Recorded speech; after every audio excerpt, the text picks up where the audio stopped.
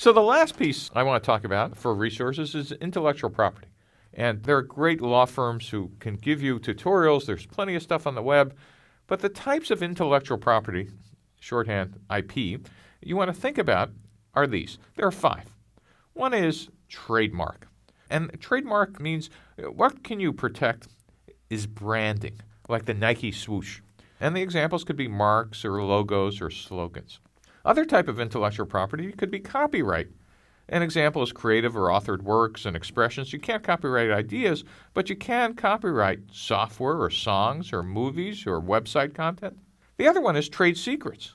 Well, I don't want to patent this because somebody's going to read the patent, they'll figure it out. So you might decide that you're going to protect it in a vault, just like the Coca-Cola recipe is supposedly kept in a vault in Atlanta, and it's non-public technology. Also, your customer lists might kind of fit in this category, or some secret formulas necessary for a final element in your product. 2 things that startups run into all the time are contracts or NDAs, which stands for non-disclosure agreements. You know, what's protectable is in the contract. That is, you specify it, or somebody making you sign it, or offering you a contract or an NDA specifies it. And examples are technology and business information.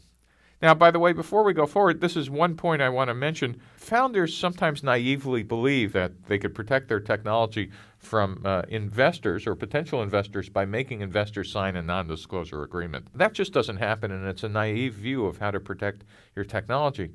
My suggestion is, by the way, don't put your source code, your firmware, or your deep insight in the first presentation, because you're never going to have somebody push a bag of money at you across the table over a series of PowerPoint slides. In fact, if an investor is interested and you're now in meeting 2, 3, or 4, and they say, listen, for us to really proceed, we need to have you open the hood and let us or a consultant take a look. The next question to ask is, well, if we do that and it meets these following criteria, is there an investment or not? And if the answer is yes, then you can make them, or at least require an NDA, because they've gone down the path of interest with you and are serious. The last piece of intellectual property is patent. U.S. patent law has changed in some important ways in the last year. If you were familiar with it, it's nice to get updated again. What's protectable are inventions.